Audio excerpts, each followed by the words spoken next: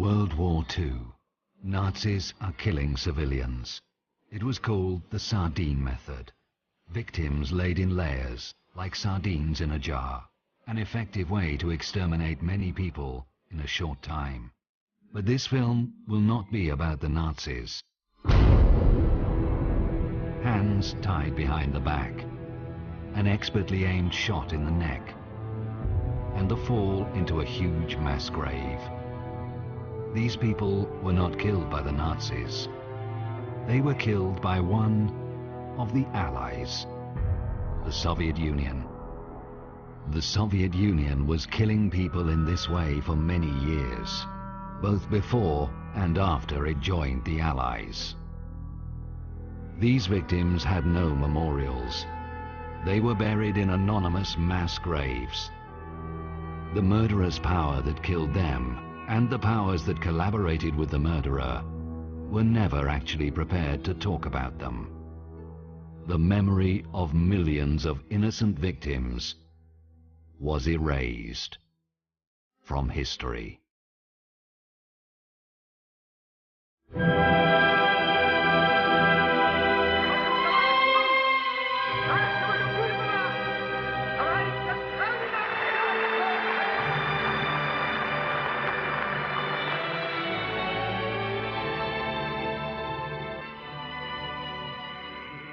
Youth throughout the world likes to make jokes using popular symbols of the past. While the Nazi swastika is considered to be a bad joke, Soviet symbols are not. Communism, after all, was not Nazism. It was about equality and harmony. There was nothing wrong with the idea itself. Well, actually, there was. There was something which made it different from the other utopias. Lenin believed in what he called the war of classes, which meant that the ultimate harmony can only be reached after certain groups of people are killed. Initially, when communists come to power, and that doesn't matter where, let it be in Russia, in Poland, in Cuba, in Nicaragua, it doesn't matter, in China, initially they destroy about 10% of population, and that's very specific. This is used not just to kill enemies, they're not enemies, it's to restructure the fabric of society. It's a social engineering. Top intellectuals, best worked engineers, they would kill them all. And then they will try to restructure the new society. Hang at least 100 kulaks, execute the hostages, do it in such a way that people for hundreds of miles around will see and tremble. Lenin. In 1917, the communists seized power. Lenin now had a chance to apply Marxism to real life. Those who resisted were shot. There were terrible massacres against resisting peasants. And again, nobody knows exactly how many people died, but we're talking about 10 million or more. But even the most ruthless terror could not break popular resistance, particularly in the ethnic republics, where communist terror was entwined with national oppression, as it was in Ukraine. On September the 11th, 1932, Stalin wrote to his associate, Kaganovich, "The situation in Ukraine is very bad. If we don't take steps now, we may lose Ukraine." Several meetings of Stalin's inner circle resulted in a plan of action. It was an horrific plan. In that winter, 32 to 33, all food supplies in the Ukraine were taken away. A huge cordon was created so that nobody could leave. Initially, people didn't die. Leftover supplies of grain and vegetables kept them alive. But this was not part of Stalin's plan. So he ordered NKVD to confiscate all grain, all food from these areas. By doing that, he knew he's condemning them to death. картошку, свеклу, это самое, капусту, соленая капуста в бочке, с бочкою. Куда забираешь, садить же нужно. Нужно посадочку, никто не забрать, и все.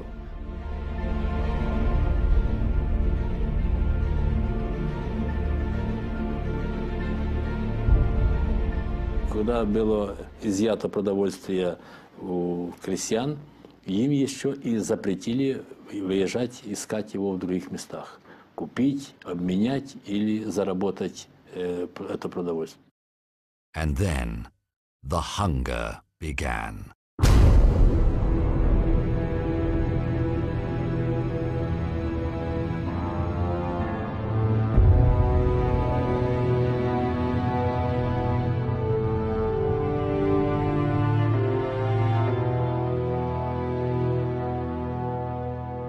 Они умирали.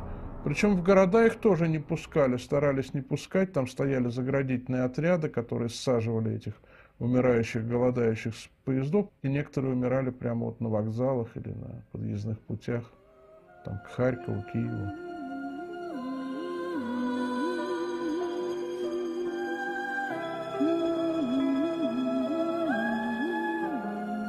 Ukrainians were dying torturously slowly. Children cried agonizingly for bread. Many lost their sense of fear. They went to the NKVD-guarded fields to collect single ears of grain. They were shot on the spot. But most of the victims died slowly, at home. Special NKVD units raided people's homes to collect the dead bodies. They received 200 grams of bread for every dead body they delivered. Она заходит. Кто у вас здесь помер? Давай. Там до одной ночи женщина сама лежит, опухшая, понимаю. Так, говорит, давай ее сейчас заберем. Что она все равно помрет завтра, за ней еще ехать нужно будет. Сегодня она просит, что да я же еще живу, я жить хочу, я.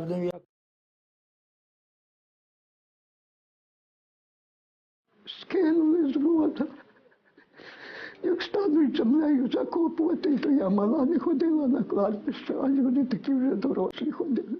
Казали, земля ворушилася, як закриють цю землю. Many were buried alive.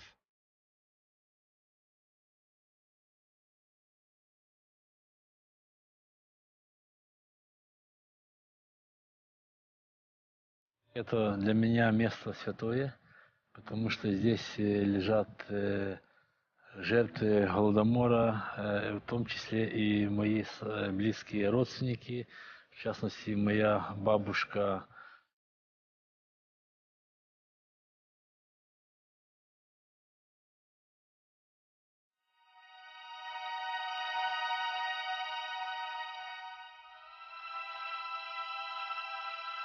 Ten years later, the Nazis will exterminate millions of Jews.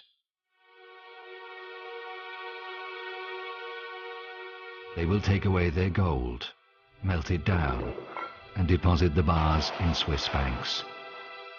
We don't know what communists did with the gold confiscated from these people, and was there any gold? What we do know is what communists did with the grain taken from them.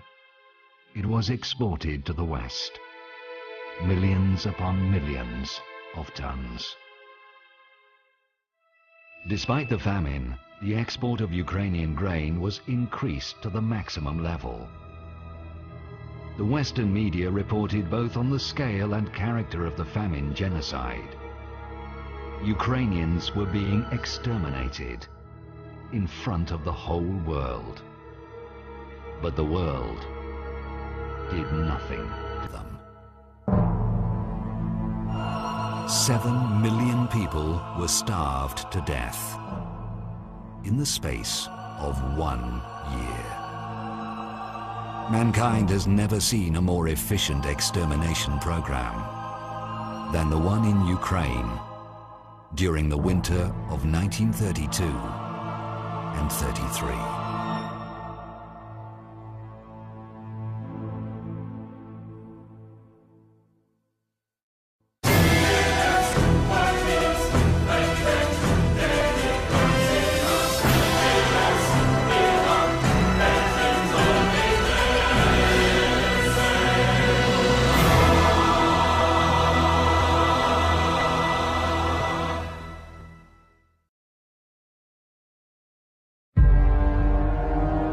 Soviet society was the first communist society on Earth. It was a huge social experiment. The agonizing death of 7 million Ukrainians had a wider meaning in the distorted vision of the communist architects. You have to make the revolution, then establish the dictatorship of proletariat, and then the birth of the new man can be possible. The birth of the new man was the ultimate aim of Marxism, breeding a new evolutionary form of human being who will think, look, and act differently. But communists were not alone in this endeavor. Wir müssen einen neuen Menschen erziehen und zu einer neuen Lebensform zu führen. Hitler's National Socialism was also about creating a new man. In both systems you have an ideology which has the ambition of creating a new man. That means that both systems don't agree with human nature as it is. They are at war with nature, with human nature. This is the root of totalitarianism. And you find it both in Nazi. In Nazi, it's an ideology based on false biology, and communism is based on false sociology. But both systems have an ambition of being scientific and resting on a scientific basis. The main scientist of Nazism, Alfred Rosenberg, confessed to the Nuremberg Tribunal that Hitler had misused the idea of National Socialism. Indeed, the idea, in the Nazi view, wasn't so bad after all. Healthy, beautiful, blonde, and happy people.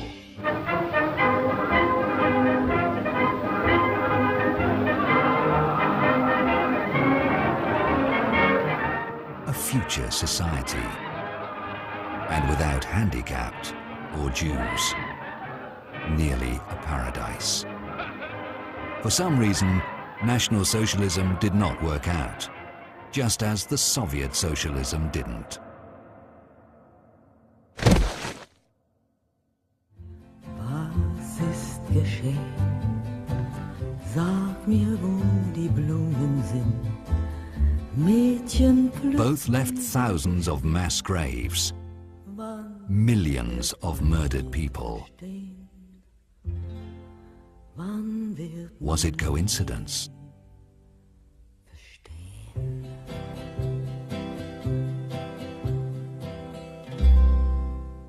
I don't think many people know that only socialists publicly advocated genocide in the 19th, 20th centuries. I think that's a very little known fact, and it seems shocking if you mention it. I've lectured on it here and in other universities, and it's always greeted with a sense of shock.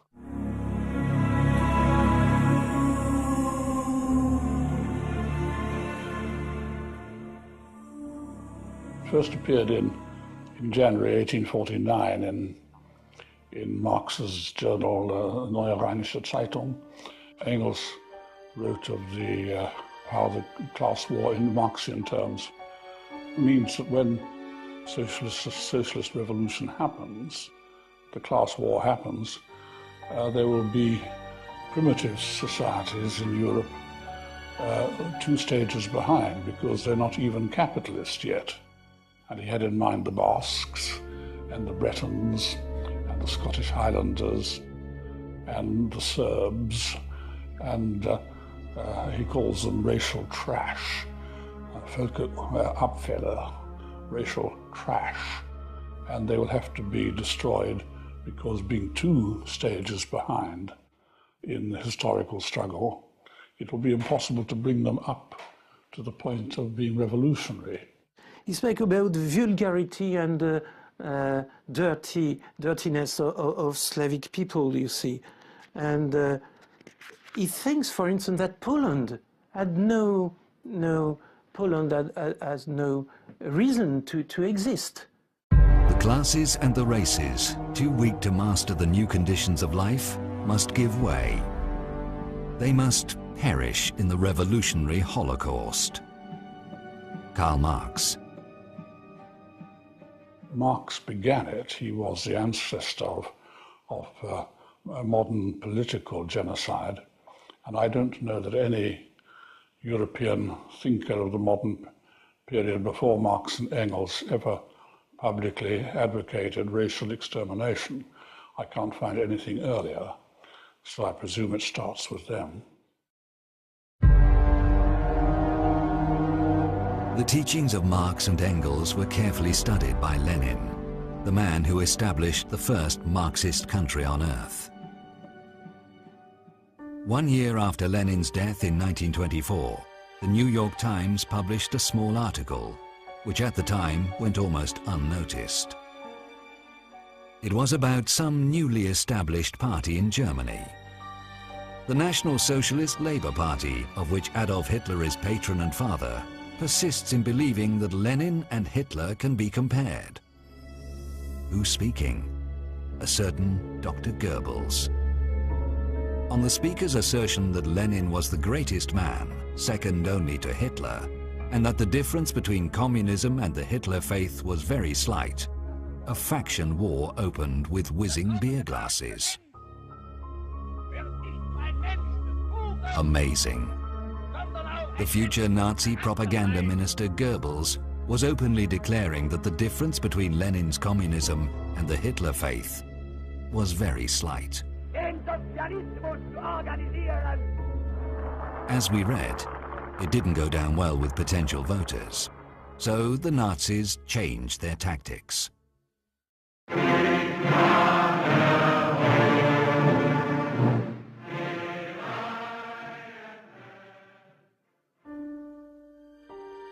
Their early campaign posters quietly disappeared. They never again publicly stressed their resemblance to communists. In the inner circle, however, the Nazis and Hitler were more outspoken. Hitler often said that he had learnt a great deal from Marxism, from reading Marx, I mean. The whole of National Socialism is based upon it, he said, meaning doctrinally based.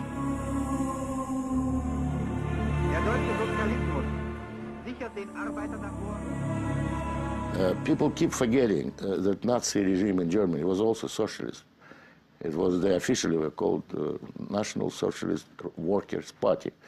So it's a branch of socialism. The Soviets were international socialists, and those were, in Germany, national socialists. So it's the same thing in reality, only slightly different interpretation.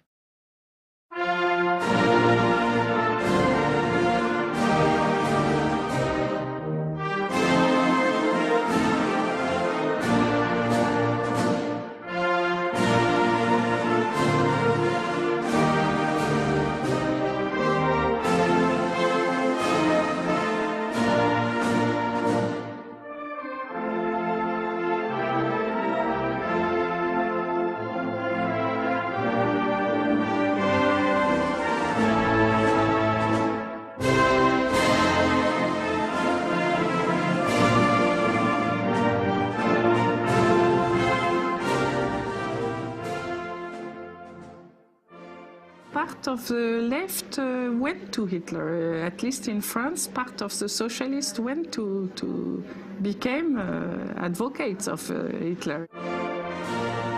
The popular British playwright Bernard Shaw supported Hitler in the mass media.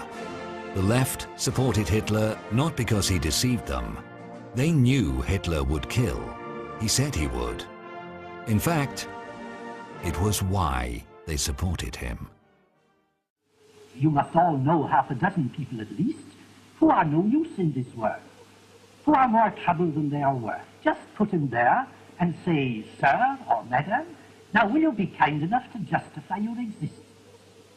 If you can't justify your existence, if you're not pulling your weight in the social vote, if you're not producing as much as you consume, or perhaps a little more, then clearly, we cannot use the big organization of our society for the purpose of keeping you alive, because your life does not benefit us, and it can't be of very much use to yourself.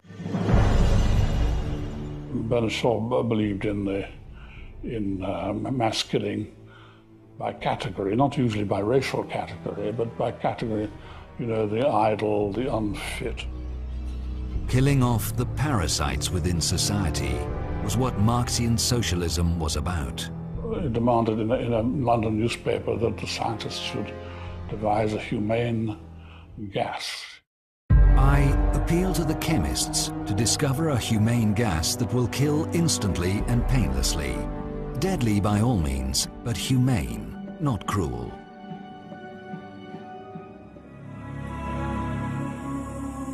After 10 years, such gas will be discovered. It will be called Cyclone B. The man who oversaw its practical application, Adolf Eichmann, will later testify that thanks to Cyclone B, people in Auschwitz died without pain. Cyclone B was a humane gas.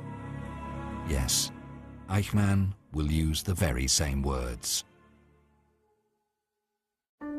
It must be said, though, that Bernard Shaw, as well as the left in general, fundamentally opposed Nazism, because Hitler had distorted Marxism beyond recognition. Gassing people based on their nationality was absolutely inexcusable. The selection should be based on class. Hitler got it all wrong. Absolutely different people needed to be killed. The only true Marxist country on earth was the Soviet Union. It exterminated strictly according to Marxist teaching, the class enemies. In general, the process was pretty similar to the extermination of the Jews. First, the victims were ridiculed and publicly humiliated. And then they were killed. Millions of them.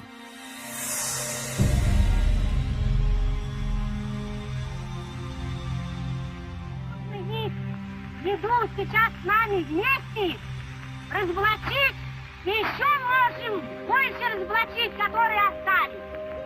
Никто не стесняйтесь, не бойтесь.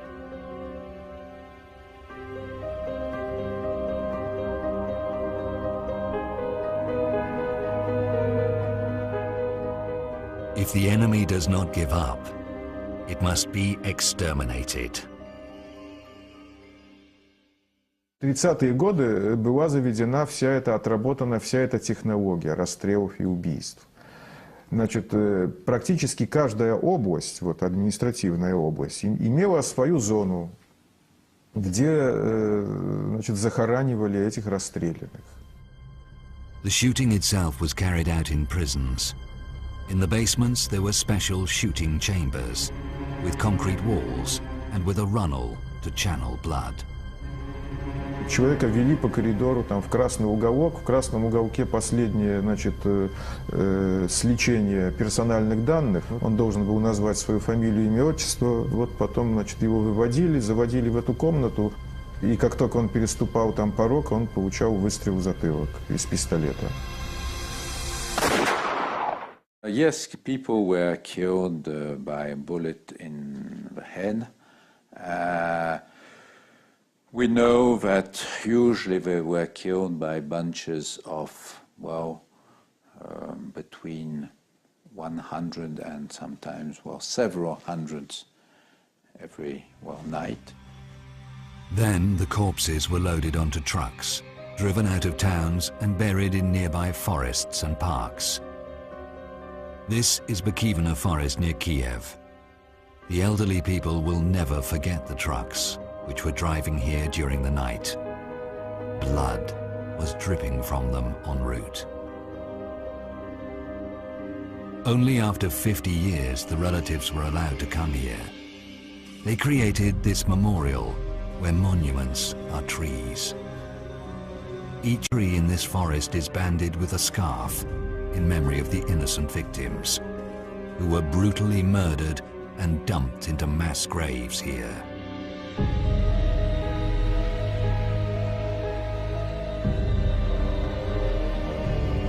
Bikivna, Butovo, Leningrad, Vinnytsia, Kharkov. Mass graves littered the whole country.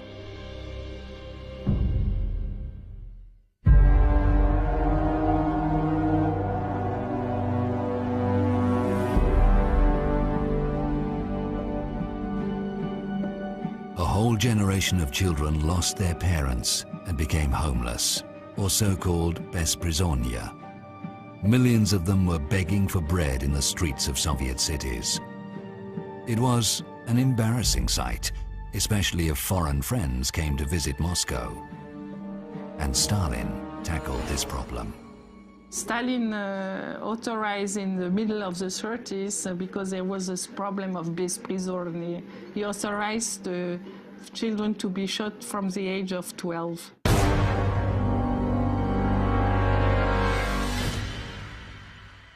People were being shot day and night throughout the biggest country in the world. Stalin even got to the point of killing people by random, by quotas. Let's say 100,000 in Tambov district. Okay, that's it. Whoever they grabbed and shot will be fulfilling quota. They wouldn't care about names.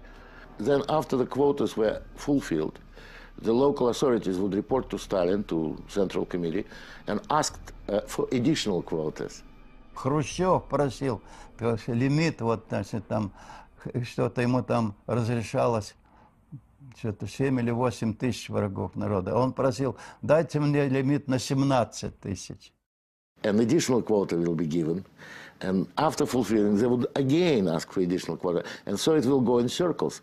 It was like mincemeat machine, you know, it was just killing and killing and killing. Сталин, как человек, у которого весь в крови, я все это видел, его резолюции, когда пачками он подписывал вместе с Молотовым, Ворошиловым, Кагановичем, Ждановым. Это самая пятерка была инициативная. Молотов всегда добавлял заменить 10 лет на расстрел. Пачки.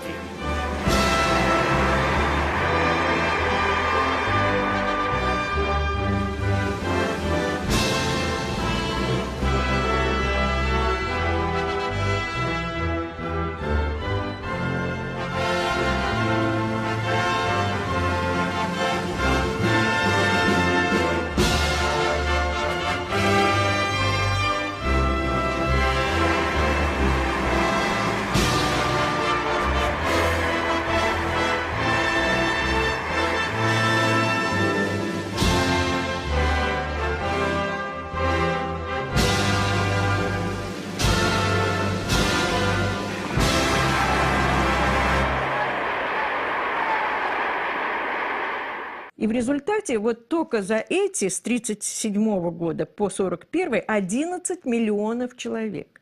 11 миллионов. Можете себе представить? Какие масштабы репрессий своего народа?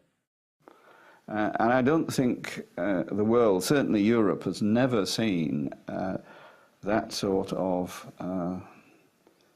murderous killing, either in numbers or in nature. There was a man in Europe who was closely following the situation in Russia, Hitler. To kill millions of people in such a short time was truly remarkable. Holocaust was as yet only an idea in Hitler's head. Hitler, Sieg Heil!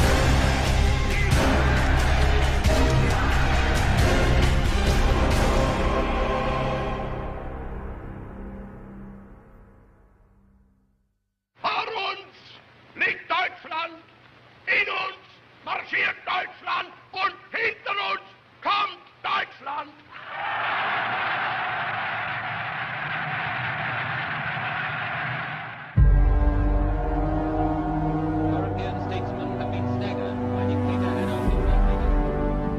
Hitler's distorted vision of the world began to take a real shape. He annexed Austria, occupied Czechoslovakia. It became clear to everyone, to avoid a global catastrophe, Hitler had to be stopped. But Stalin refused to join the anti-Hitlerian coalition.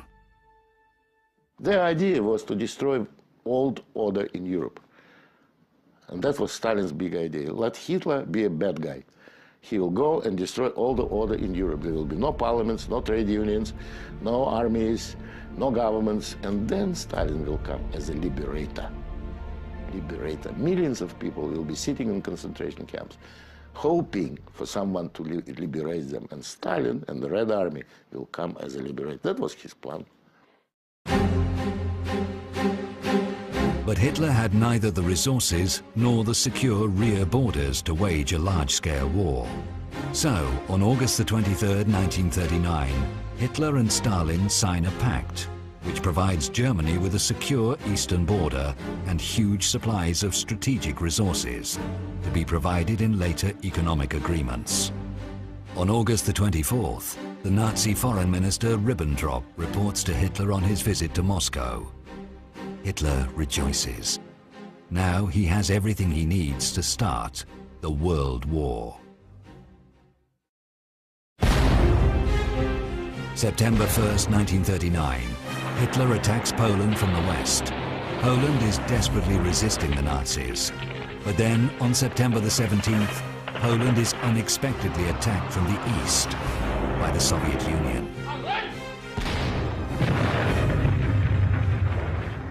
Действия, которые совершило советское руководство, отдав приказ о вторжении на территорию Польши, согласно всем нормам международного права, не могут расцениваться никак иначе, как, так сказать, совершение агрессии. The Luftwaffe's bombers were attacking Polish cities, and the Soviet radio transmitter in Minsk guided them to their targets.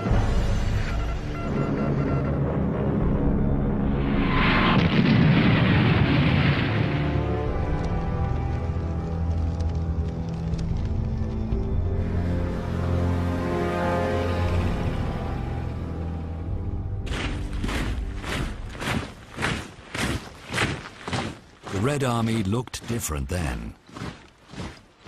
It entered the Second World War, side by side, with the SS. Local populations sometimes could not tell the difference between the two. So, to be sure, they addressed both. The German army met the Red Army in the middle of Poland, and then the two totalitarian monsters, Soviet and German, divided the country between them. The Soviet press depicted the whole thing as a fight against Polish fascism. The peace-loving Nazi Germany and the Soviet Union were fighting aggressive Polish fascism.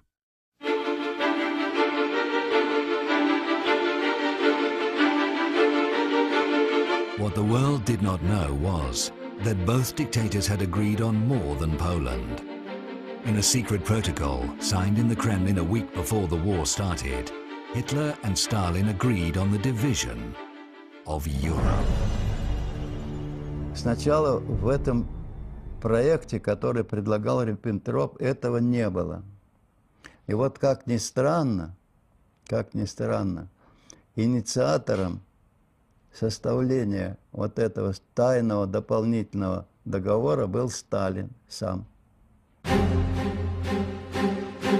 А мы отрицали, понимаете, потому что он настолько, как говорится, агрессивный, что это не к лицу коммунистической партии, и отрицали, что не было такого до последнего дня все время отрицали.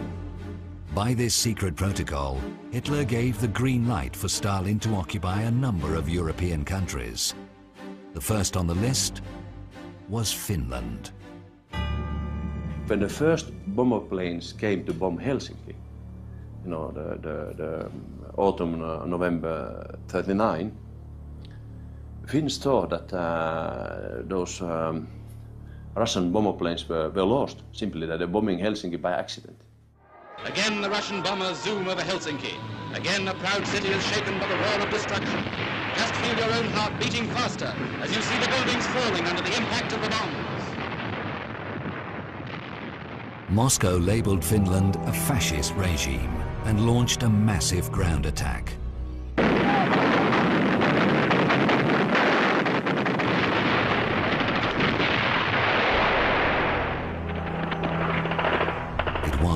disaster.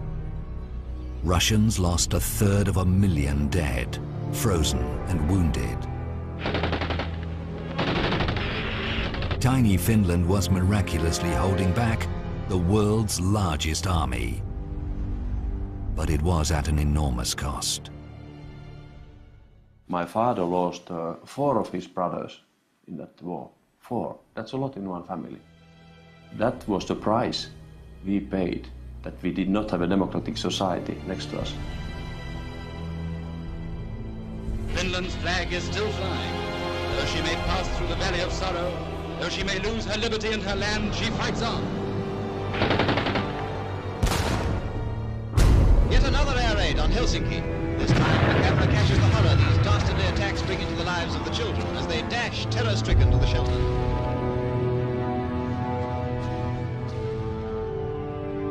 People cowering against a wall for safety from aerial death.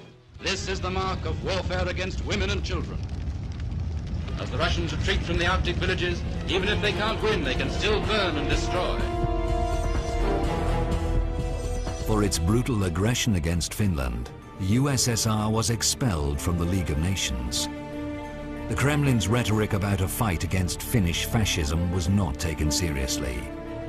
Only 3 countries had previously been labeled as aggressors by the League: militaristic Japan, fascist Italy, and Nazi Germany.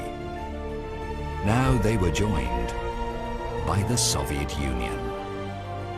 In Europe, the Soviet Union had only one ally left: Hitler.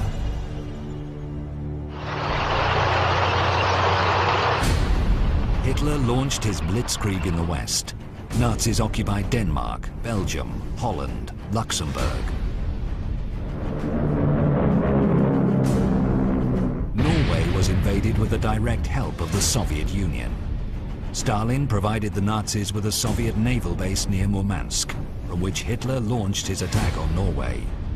Когда было принято в Берлине решение о прекращении использования этой базы, то было направлено соответствующее благодарственное письмо адмирала Рейдера наркому военно-морского флота Кузнецова с выражением большой благодарности за услуги, оказанные германскому военно-морскому флоту. Stalin wrote to the Nazi Foreign Minister Ribbentrop, "The friendship between Germany and the Soviet Union was sealed by blood." Apparently, he meant the blood of the Soviet and Nazi victims. And friendship it was. Soviet and Nazi officers were meeting and discussing the progress of the war. This is December 1939. The progress was good, and the prospects looked even better. There was reason to celebrate.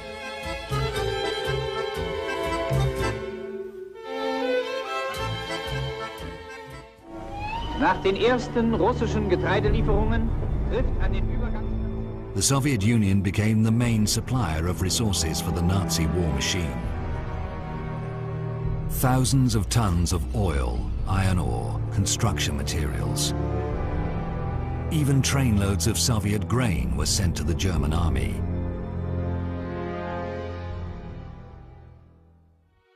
Soviet citizens were starving, but their government was sending food to Hitler.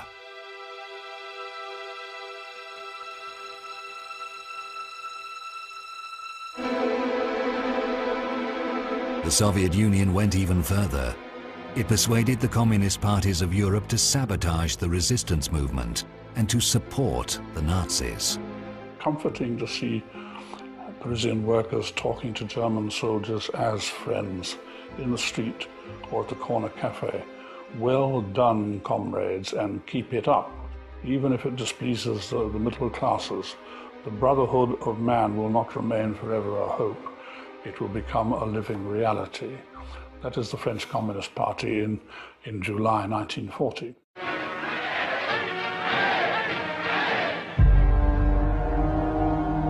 Communist Party say today that they were resistant well before the June 1941 when Soviet Union was attacked. In fact, they were in fight with the Maréchal Pétain's government more than the German.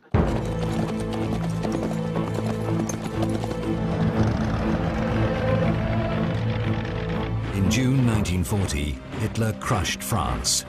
Stalin, meanwhile, occupied Lithuania, Latvia, and Estonia. The only country in Europe still resisting Hitler was Great Britain.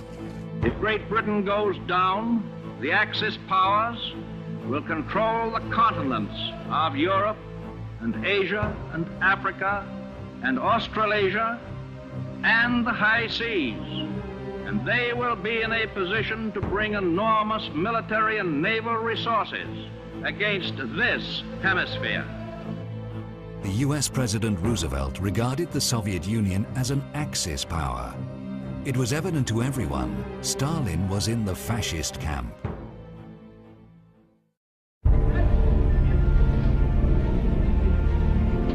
The Soviet Premier Molotov went to Berlin to discuss the post-war world order. In der neuen Reichskanzlei wurde Molotow vom Führer zu einer längeren Aussprache. He arrived with a list of territories the USSR was interested in.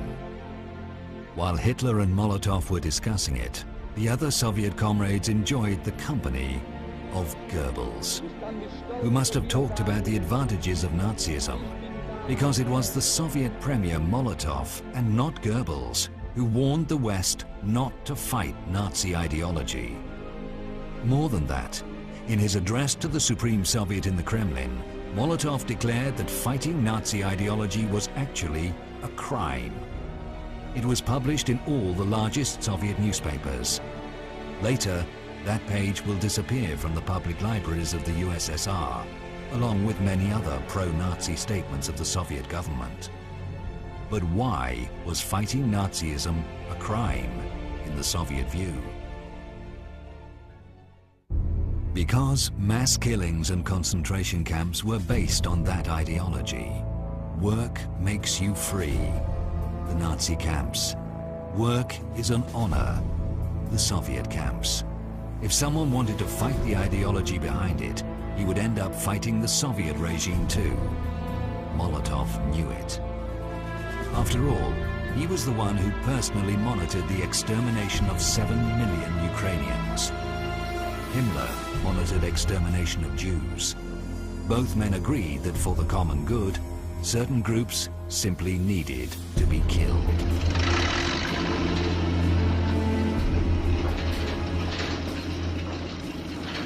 Winston Churchill made no secret that to him, Nazi and communist ideologies were pretty similar.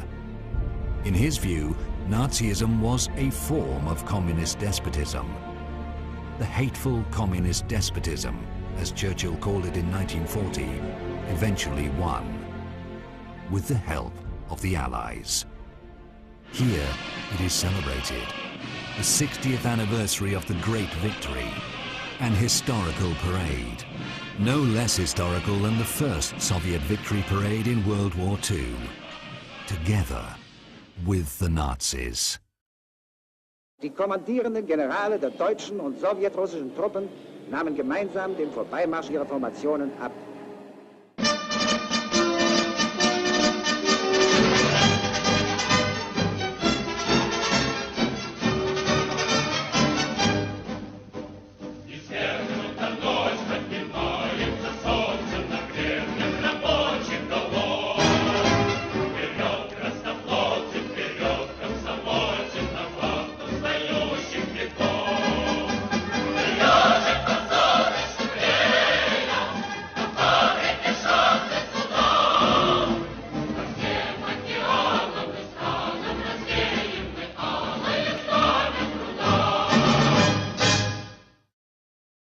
The Soviets never emphasized that they were parading under the Nazi flag.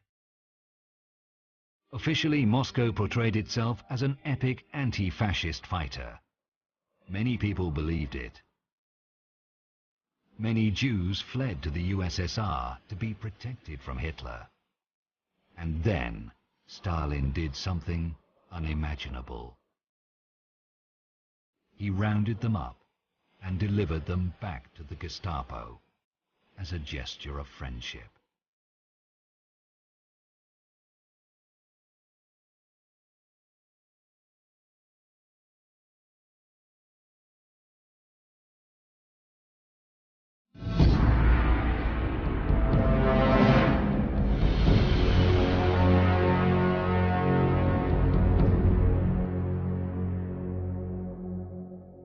Take a look at this footage again.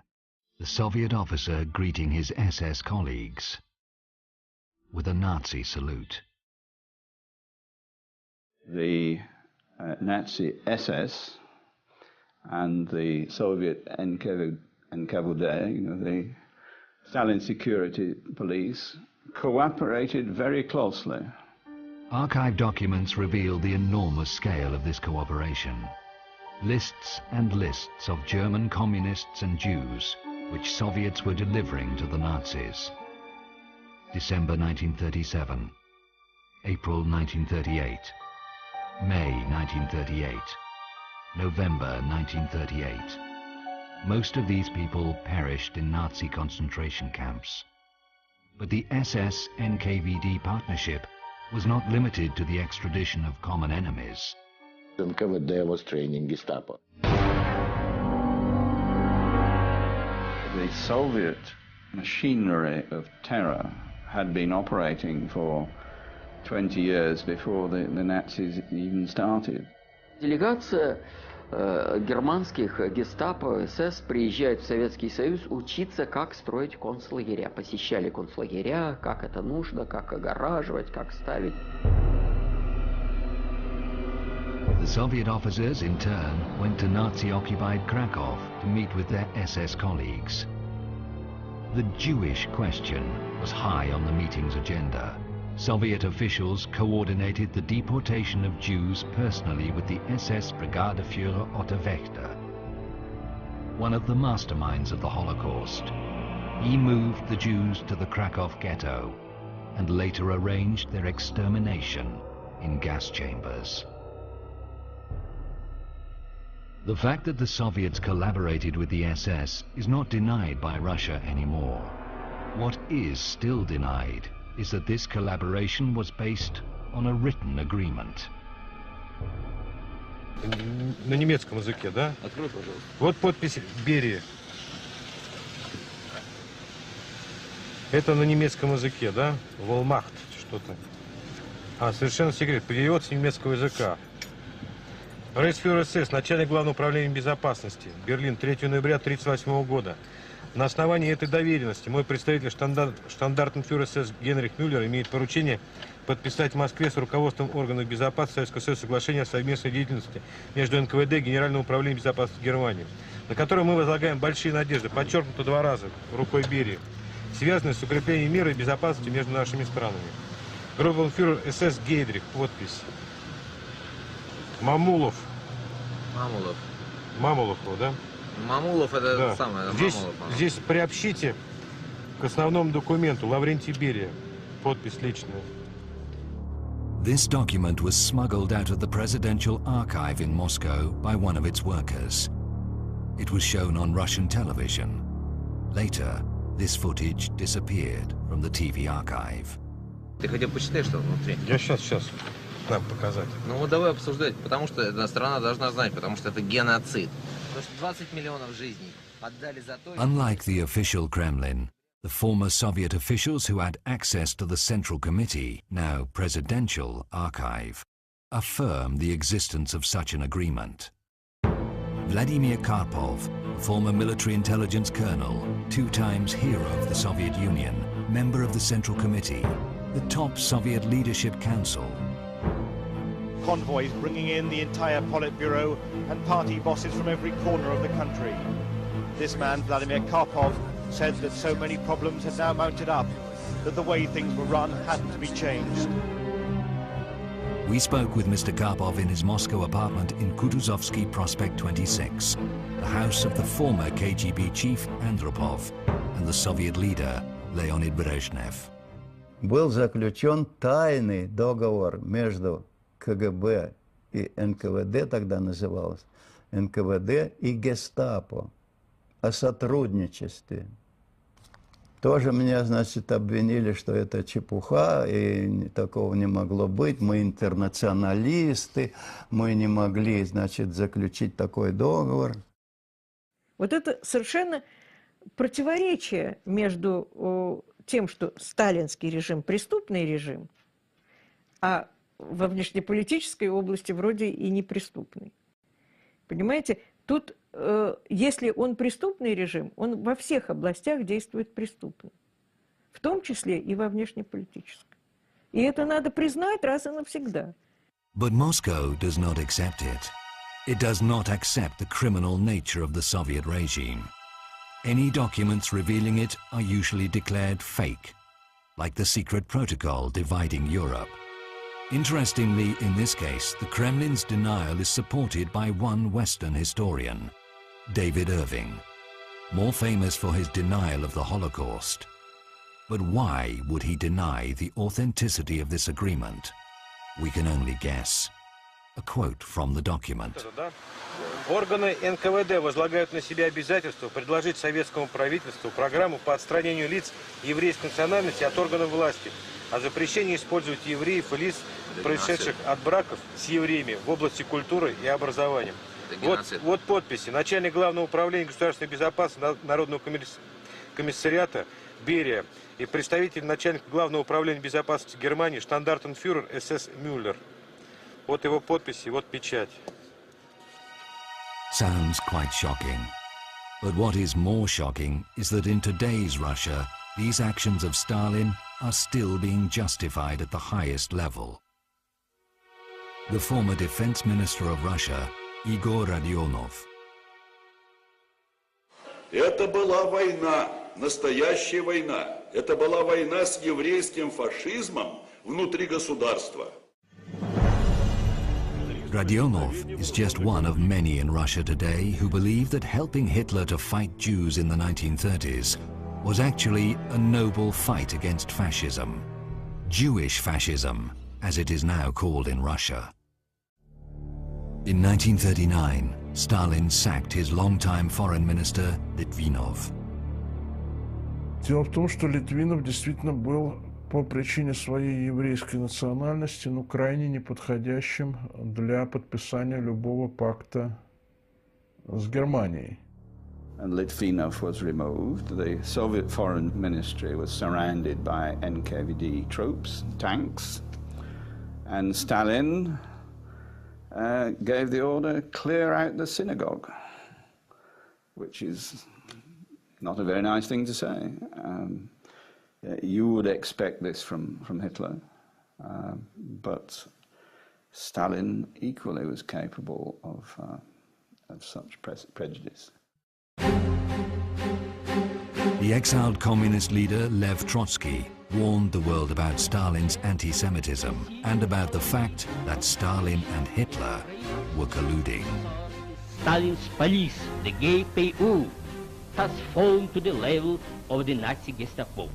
His outspokenness was becoming dangerous to the Kremlin. Trotsky was aware that his every speech could be the last. He knew that Stalin was after him. But even in his worst dreams, he could not imagine that his death will be so agonizing. Stalin sent a secret agent to Mexico. He glided into Trotsky's house and smashed him in the head with an alpine axe. Trotsky fought for his life for 2 days and then died in horrible pain. In Stalin's time, critics of the Kremlin were not argued with. They were killed.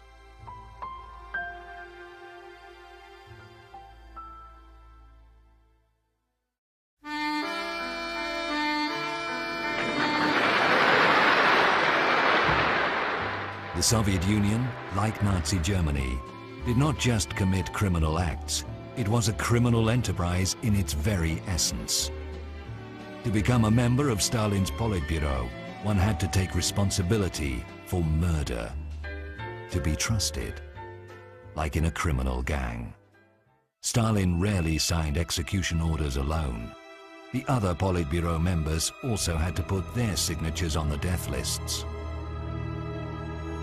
Even those who later condemned Stalin were responsible for mass murder themselves.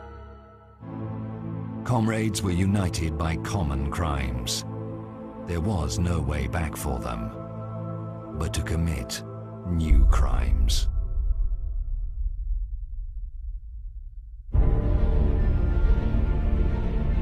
In March 1940, in a forest near Katyn village, 8 huge pits were dug. Heavy trucks brought in people. They were Polish army reservists, doctors, engineers, teachers.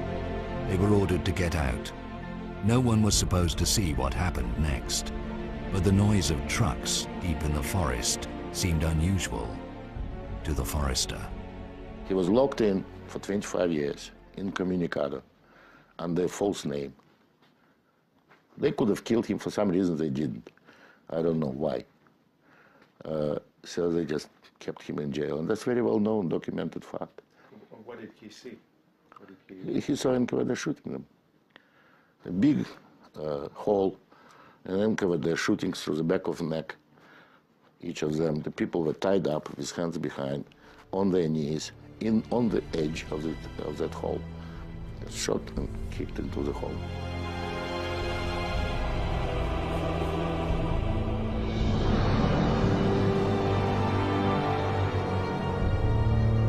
Политбюро ЦК ВКПБ приняло решение всех этих военнопленных из этих 3 специальных лагерей расстрелять.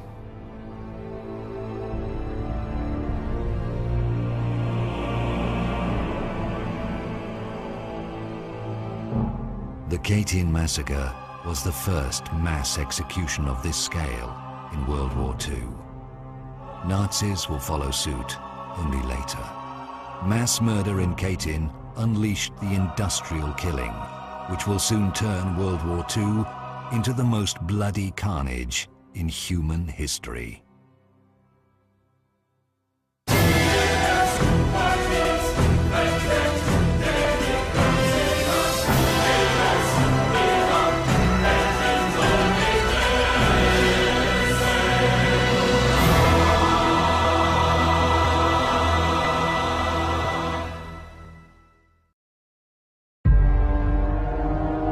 After Katyn, the Soviets carried out massacres on a regular basis. Riga, Tartu, Lviv, Minsk. Relatives could not identify many of the corpses. Horrific torture had made them unrecognizable. The Soviet Union, meanwhile, had become an allied power. The Soviet officers who pulled out fingernails, cut tongues, and perforated the skulls of their victims with nails were paid with Western aid. The British War Crimes Act gives them immunity from persecution in Britain, because war crimes, by definition, were committed only by the Germans. You ask, what is our aim? I can answer in one word: victory. Victory at all costs.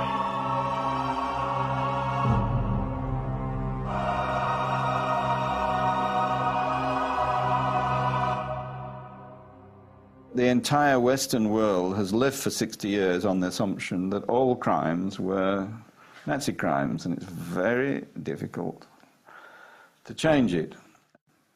Whether Europe will ever come to terms with this criminal part of its past is difficult to know. But mass killing is mass killing. There should be no distinction between one side and the other. And yet there is.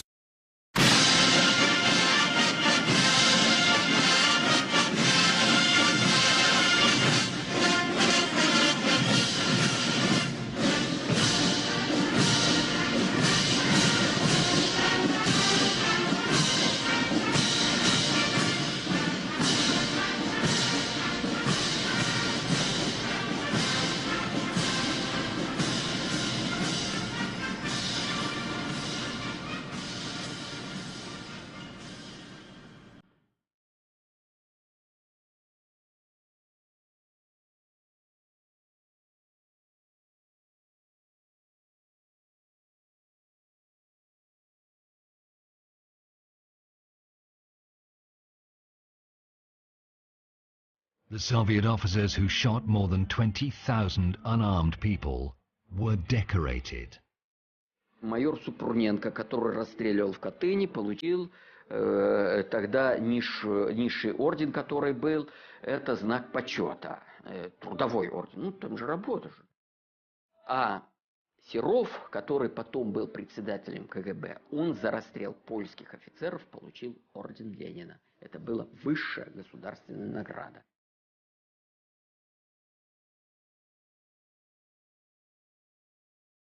World War II left more than 27 million Soviet citizens dead. The Communist Party always tried to decrease that number. Why? Because only a fraction of them were killed by the Germans. You have to remember that when the Red Army marched, behind the Red Army was a second army, the NKVD army, which had its own tanks, its own machine guns and so on, firing forward so that nobody could move back. Когда пришли наши, то специальные части снимали жетоны с наших солдат. Viktor Baturin, chairman of the Russian Military History Association, tells the shocking story of how, after major battles, special Soviet units raided battlefields and tore the dog tags off the dead Soviet soldiers to make them unidentifiable. No other country in the world has treated its war dead in this way. Due to the appalling policies of the Soviet authorities, more than 1 million Soviet citizens joined the Nazi side. Клянусь быть верным и беспрекословно повиноваться вождю и главнокомандующему всех освободительных армий Адольфу Гитлеру. They were turned against their own people. Those who refused were ruthlessly dealt with by the Nazi collaborators. А если среди нас найдутся шкурники или провокаторы, то мы сами беспощадно расправимся с ними. The Great Patriotic War was drawing to the close. Stalin was at the height of his glory. He knew quite well that nobody would ever judge the vanquisher of Hitler. So, at the end of the war, he carried out some of his most horrible crimes. Stalin exiled about a dozen of nations completely, part and parcel, young and old, women and men, even members of the Communist Party among them.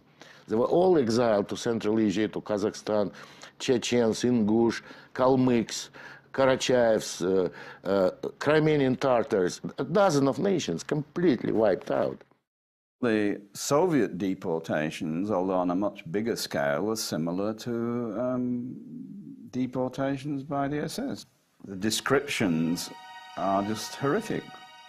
60, 70 people in a closed cattle truck with no sanitary provisions, just a hole in the floor, packed so tightly that they had to stand up, they couldn't sit down. And when the train stopped, they would unload hundreds of corpses of people who died on the way. Un tā vilkām trīs, vēl divas krievietes ar ragutījām vilkām skatiem. Šausmīgs sniegs bija par upi vilkām. Bet tad tiešām, ka mandēliņu vilka, tad tos sargi bija noņemti. Tā jau viss, kas mira, bērns glabāja pie privātajiem. Tos neskaitīja, ka tie ir apcietināti, tos pie privāti. Mums jau raka purvā. Un tad viens atkal bērnīši nomira. Tad es neatceros, cik vai bija pusgads vai gads bija. Tad es atkal vilku to, un tad es tikko aizgājis pie savu dēlu. Un tā bija pēdīga reize. Vienreiz es apcinu.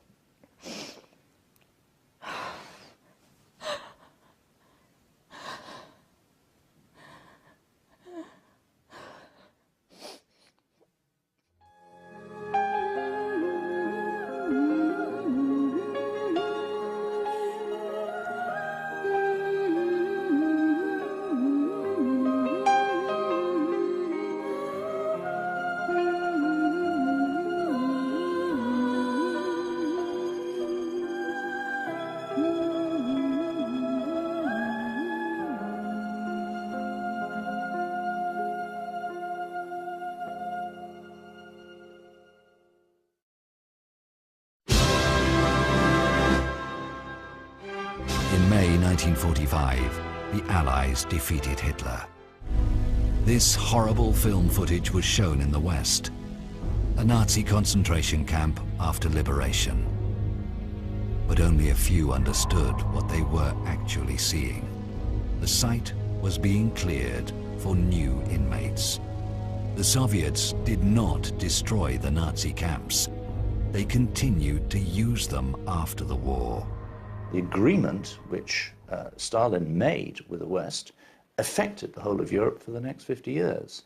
So although you can say the crimes are of the same order, the political outcome at the end of the Second World War quite clearly was very different for those two dictatorships. And it was also very different for the people of Western and Eastern Europe. The Soviet Union transferred a lot of ethnic Russians into the occupied Baltic countries. It was a clear violation of Geneva Convention, which forbids the transfer of civilians into the occupied countries. For example, in 1945, it was a case of my grandparents' family, which were forced by Soviet officers at the gunpoint out of their apartments. Afterwards, the Soviet officers settled there with their families.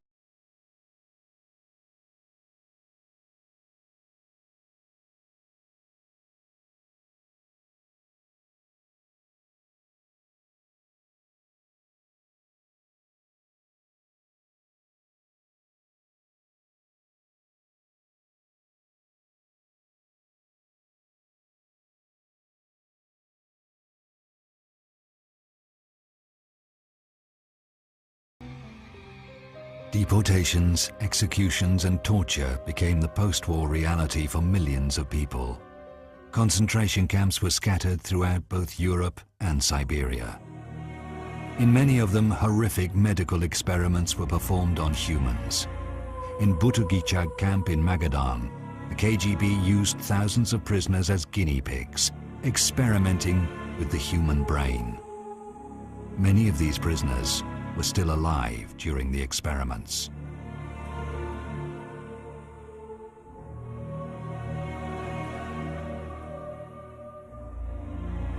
All of this happened after Nazism was defeated and memorials made to its victims. The victims of the Soviet death camps were buried in numbered graves. There is no memorial here, just a pile of the shoes of murdered victims. Children's shoes among them.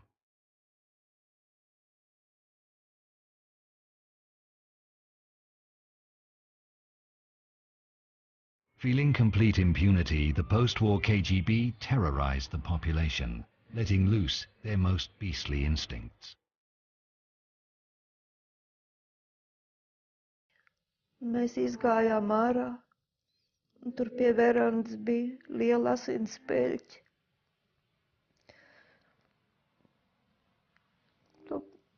Tās asinis savācām stikla burkā, jo tā bija mūsu tēva dzīvība.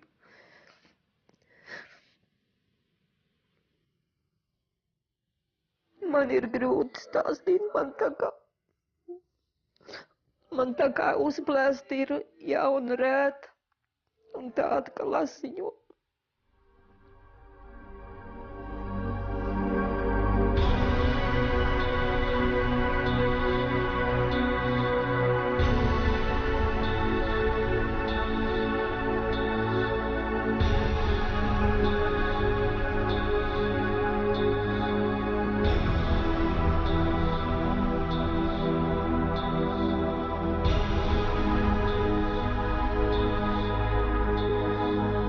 This was drawn by a KGB prison guard who had served for 33 years in the Soviet interior system.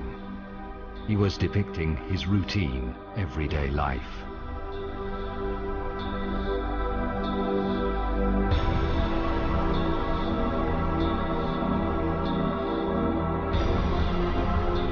Who were these men? Who were doing these atrocities? Meet one of them. The notorious Jānis Dzintars. a KGB interrogator in it occupied Latvia. He was particularly famous for his brutality towards women. The victims' testimonies paint an horrific picture of his interrogations. Female victims were beaten and tortured by several KGB officers continuously for 20 hours. Not everyone could endure it. The wife of Ernest Waltman, Veronika, was beaten and tortured by Dzintars and his drunk colleagues for 4 days.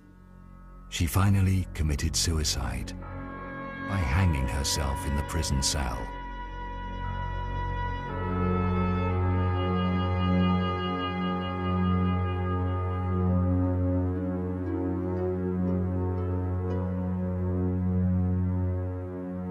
When the Soviet Union collapsed, Dzintars fled to Russia. The Kremlin refuses to extradite him, calling him an honorable veteran. With the hands of these KGB veterans, the Soviet Union terrorized and tortured innocent people. They were the ones who guarded death camps, where millions were exterminated and thousands used in horrific medical experiments. Many of these death camp veterans are still alive.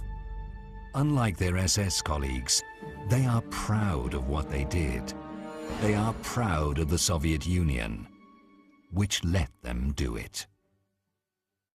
Прежде всего следует признать, и об этом я уже говорил, что крушение Советского Союза было крупнейшей геополитической катастрофой века. Крупнейшей геополитической катастрофой века. Никому не хочется сознавать, что твои предки были преступниками банальными. Я думаю, в этом дело. I think that Russia, as a successor of the Soviet Union, is obliged to carry out a real investigation of all the crimes and the character of their system. And I think up to now, they are not ready and not able to do it. Under Gorbachev and Yeltsin, the crimes of the Soviet Union were at least not advertised. Under President Putin, we see a very different approach. The idea that Russia continues, in a sense, in the footsteps of the Soviet Union, and any attack on the Soviet Union is an attack on modern Russia. The Russian identity has been shaped up by the sense of being parts of a big empire. When they lost the empire, they couldn't remain the same. Вот эта ущербность, национальное унижение, то, что в Германии было после Первой мировой войны, а у нас после распада, это огромная питательная почва для вот этих вот новых нацистов, понимаете? Это как раз то, что было и дало всплеск в Германии к фашизму.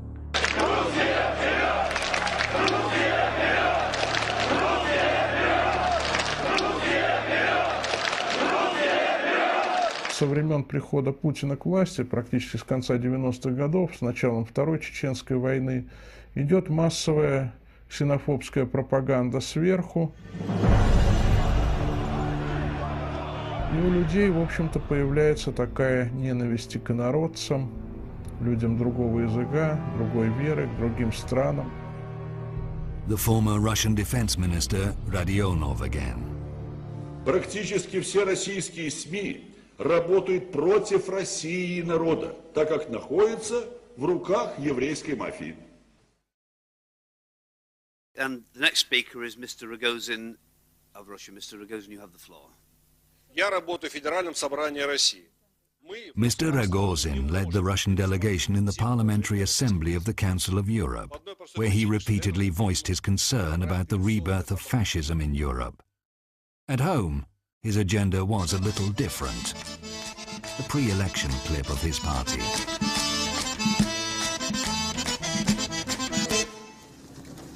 Понаехали тут.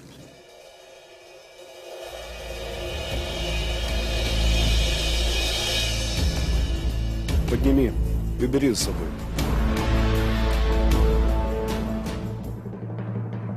Ты русский язык, понимаешь? Let's rid Moscow of trash.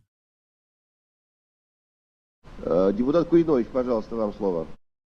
Я депутат Государственной Думы, фракции ЛДПР, Куринович Николай Владимирович, член комитета по безопасности. Хотел бы в своем лице приветствовать всех национал-патриотов в России. Слава России!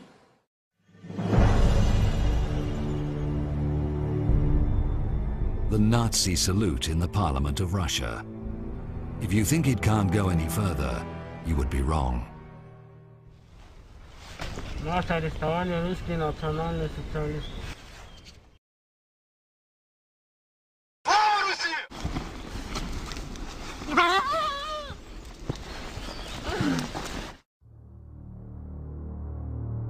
This shocking video is one of hundreds published on the website of the Russian National Socialists. When it made it to the front pages of the world media, the Russian authorities finally closed the Nazi site, declaring it American provocation. The whole thing was turned into farce, questioning the genuineness of the video.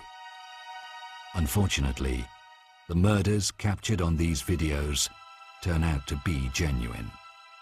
Hundreds of them every year, all over Russia. And the grief of the loved ones is also unspeakably genuine. Turning human tragedy into a farce has become a norm in Russia. Ridiculing the Ukrainian famine or the Jewish Holocaust is the norm. Because killing can be justified, especially if it cleanses society.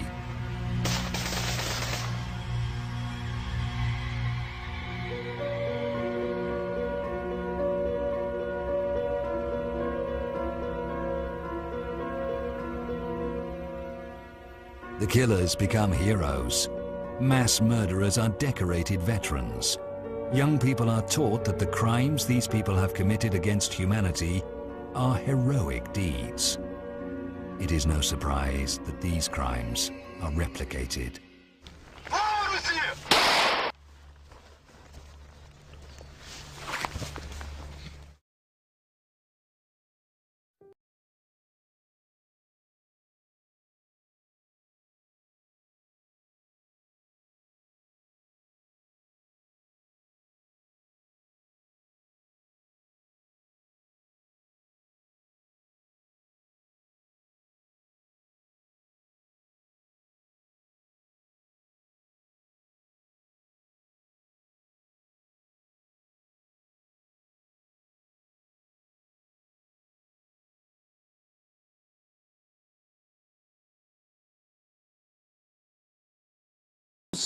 What Europe, how we depend on Russian gas, petrol.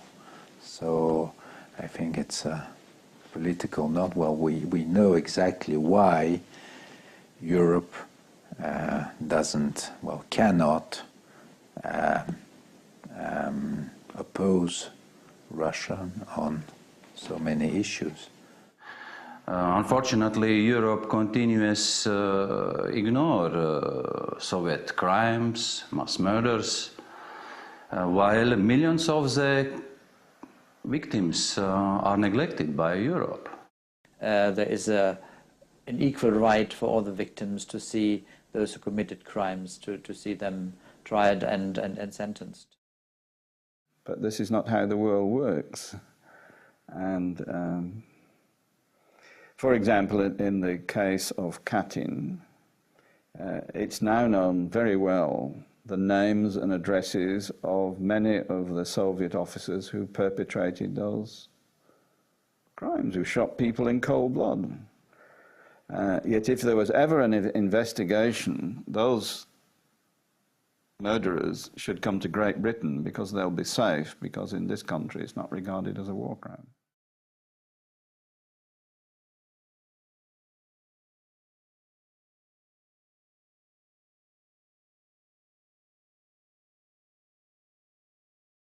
And the other Soviet crimes are not regarded as crimes either. Their victims are quietly passing away, receiving no comfort, no justice. In the European Union, That is reserved for other victims. Looking at this grey monument in the very centre of Europe, one can't help thinking that it stands here because, deep in their hearts, many Europeans still believe in what these two men so persistently maintained. That when inferior nations are being killed, it cannot be seen as a crime, because it makes way for the more advanced nations to build a better life. While this idea is alive, and while the spectre of these two men is haunting Europe, it will be very hard for its various nations to be truly united.